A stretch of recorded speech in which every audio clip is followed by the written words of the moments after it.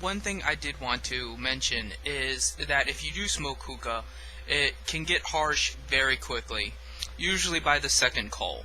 Now, if you are not familiar with how geometrics works, the reason why it gets that harsh feeling that burns your throat is because there is too much heat and not enough cooling. That's why you put water in it, to cool the air, and that way when you breathe it in, it doesn't burn your throat.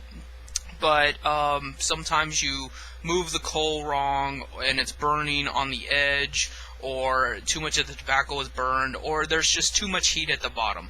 The natural reaction is to just stop smoking it for a while, but that only exacerbates the problem because then the heat just concentrates and it has nowhere to go. So some people say to just suck it all in as much as possible and deal with it as much as that makes you want to gag.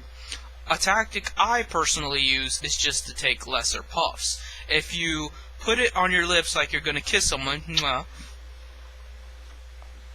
it's not quite as good smoke. You will never get the same puff of smoke that you would get just, directly putting it in your mouth and then exhaling.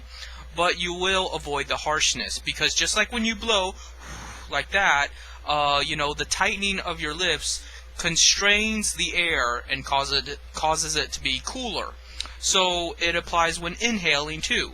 If you close your lips and then blow in it,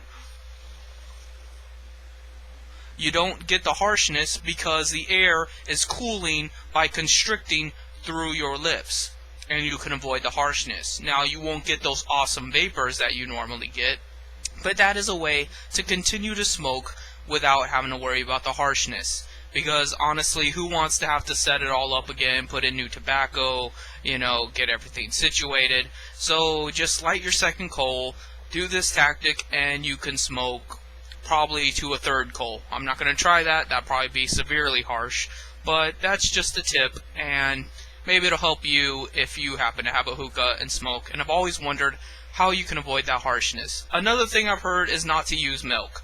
I've never tried this personally. I don't mix my hookah with any liquid other than water, but apparently milk makes it a lot more harsh, which I'm surprised because supposedly milk gets rid of the spiciness in food, so why wouldn't that apply to, the hookah? But whatever, that's something I heard. Just do your own thing and see what works for you, and maybe we can give each other tips on that. But I'm just trying to help you out in case you have a hookah, or in case you're interested in smoking hookah. If you ever go to a hookah lounge with your friends and you complain about the harshness, you don't have to rob yourself of the experience. There are methods around it. That's it.